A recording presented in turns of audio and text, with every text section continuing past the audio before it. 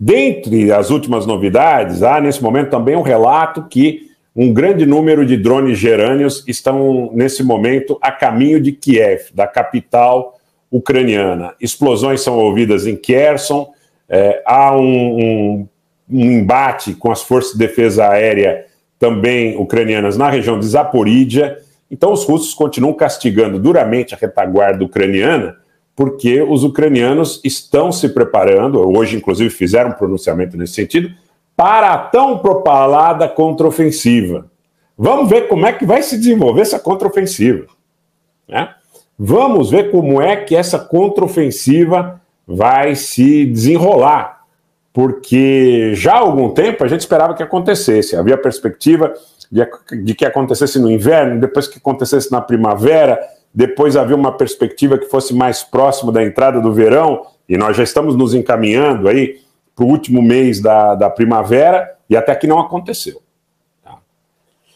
Eu vi alguém no chat dizendo a respeito da situação no Cáucaso. Eu comecei a live falando sobre a situação no Cáucaso, foi uma das primeiras observações, depois de falar sobre a entrevista do Medvedev e sobre os candidatos a ingressar nos BRICS. Dentre os candidatos a ingressar nos BRICS, me chama muito a atenção também o fato de nós termos países na América do Sul, além da própria Argentina, Venezuela, o Peru, o Uruguai, muitos interessados aqui, o que nos dá uma posição privilegiada a nível de, no continente, já sermos membros dos BRICS há muito tempo, né? Nos dá mais uma posição de força política no sentido da liderança regional, né? Eu acho interessante. E falei sobre o Cáucaso. No próximo dia 30, na próxima terça-feira, e repito, em função da dinâmica da presença dos amigos que estão chegando, nós teremos uma visita do presidente de Israel com 40 pessoas o acompanhando numa grande comitiva que visitará o Azerbaijão. A agência de notícia oficial iraniana, IRNA, né? Ela recentemente mostrou um projeto, um grande projeto de construção de uma ferrovia que liga o Irã à Rússia. Deixa eu ver se eu acho isso aqui para vocês, porque seria bastante interessante que vocês vissem, inclusive, o trajeto que se propõe nesse corredor logístico, né? Deixa eu verificar se eu consigo aqui verificar.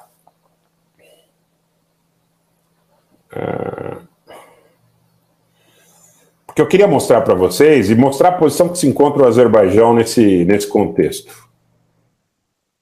Vamos ver aqui.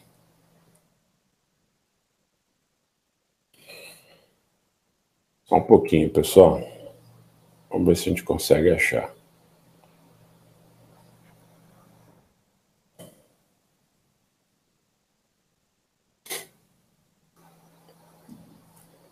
Tá aqui. Vou passar já para vocês no detalhe, tá? Seguinte, o famoso acordo de construção, né, que o Irã assinou com a Rússia, o acordo para a construção da ferrovia Rasht-Astara. Então, o que é o objetivo desse acordo? A República Islâmica do Irã e a Rússia assinaram um acordo sobre a construção da ferrovia Rasht-Astara, para completar a travessia ferroviária norte-sul que liga o sul da Ásia ao norte da Europa.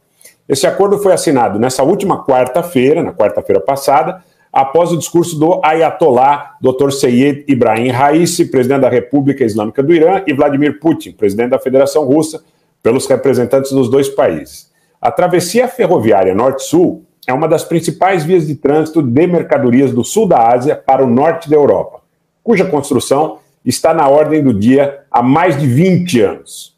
E tem sido feito esforços para ativar essa capacidade ferroviária com maior agilidade.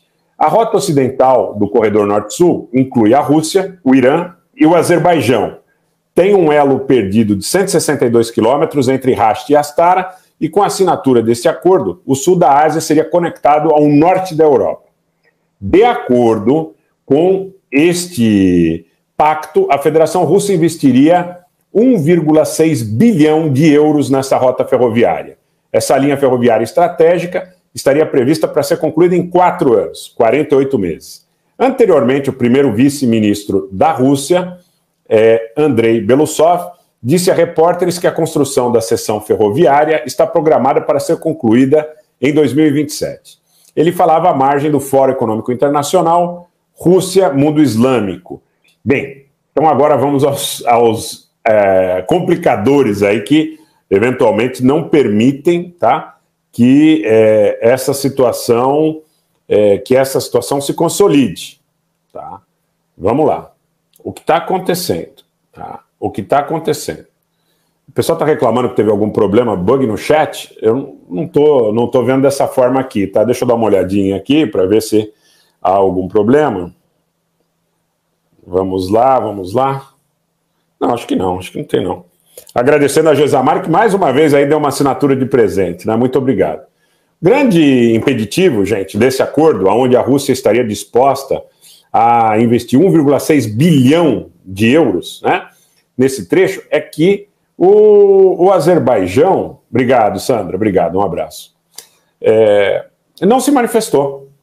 Isso foi conversado, isso foi pactuado praticamente numa live, num call, né, como eles chamam, aberto, entre a liderança iraniana e a liderança russa. Putin e Raisi. Pois bem, estavam lá, não é? Estavam lá os dois falando. O Putin diz para o líder do Irã: olha, se entenda rapidinho com o Azerbaijão aí para a gente concluir esse negócio. E o que faz o Azerbaijão? Se recolhe. Porque se o Azerbaijão virar meio que, vamos dizer, um protetorado russo-iraniano, né, a fronteira sul da Rússia passa a ser o Irã. Né? De alguma forma, o Azerbaijão cederia seu território para o trânsito dessas mercadorias, produtos militares, insumos farmacêuticos, enfim, tudo que é trocado nesse momento entre os dois países. Agora, quem está atrás do Irã não é o Irã com a sua capacidade missilística. Tá? Quem está atrás do Irã, é a República Popular da China. Com um acordo imenso, fica difícil até mensurar a quantidade de bilhões de dólares envolvidos. Valentim Pugliese, boa noite. Essa aproximação entre a Rússia e o Azerbaijão pode distanciar politicamente a Turquia e o Azerbaijão? Perfeitamente, perfeitamente. Excelente consideração. Obrigado, Vicente Nascimento. Por quê? Senhor Pugliese, deixa eu dizer uma coisa.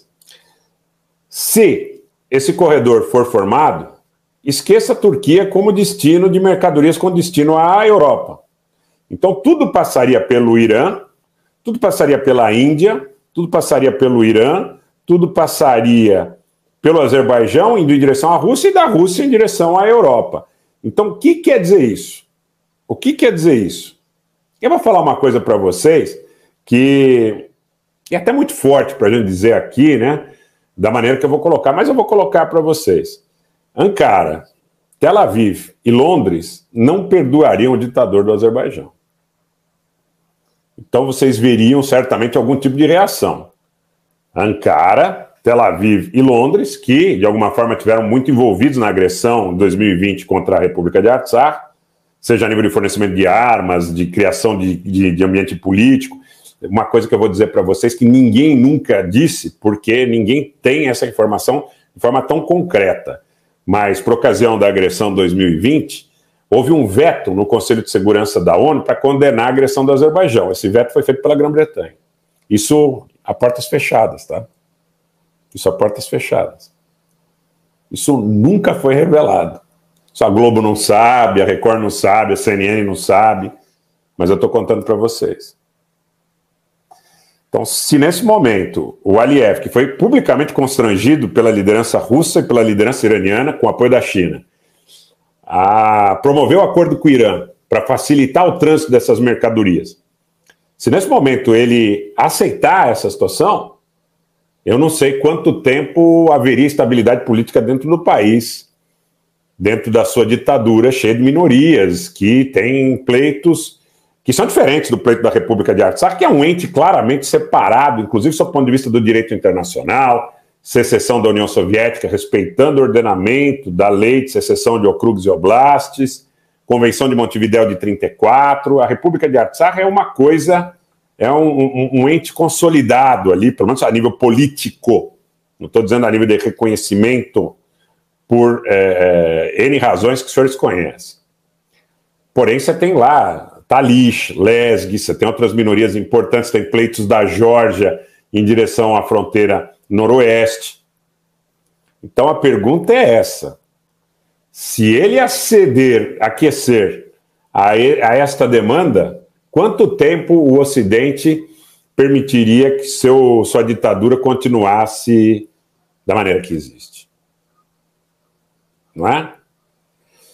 Por outro lado, se ele fecha as portas para a união entre a Rússia e o Irã, que na realidade é a união entre o Irã, a Rússia e a China e a Índia, por quanto tempo ele permaneceria ali na situação atual? Então a situação do Azerbaijão é crítica. Sob esse ponto de vista, vai ser impossível manter no limiar uma posição que agrade a gregos e troianos.